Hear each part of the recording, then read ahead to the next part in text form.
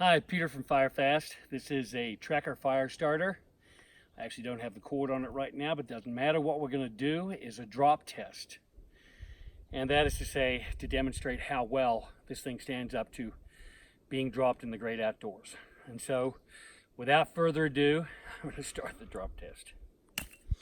All right. We're going to drop it on its flint and magnesium, drop it sideways. Drop it again, throw it up in the air, drop it right on a rock, drop it right on another rock. Missed it that time. There we go. Dropping it.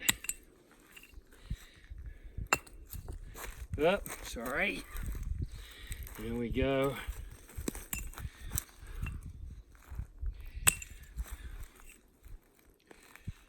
All right, this is basically showing you how well this FireFast tracker fire starter is constructed, because we continue to drop it time after time, and all that's happening is that it's getting dinged up, as you would expect.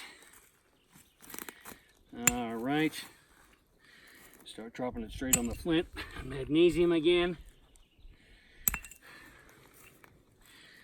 Show you I'm not trying to coddle it in any way.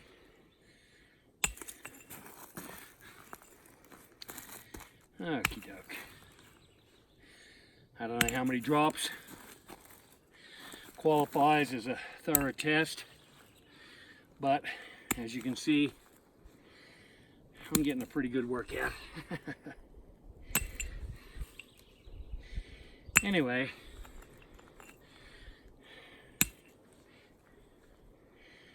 all right, that's enough.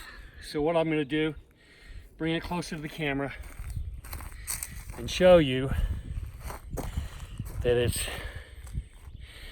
been seriously dinged up by all the drops, still fully functional as a FireFast fire starter. What it means is that you can take this into the great outdoors with confidence, and even if you have an accident with it, it's still gonna go on starting fires. Thank you.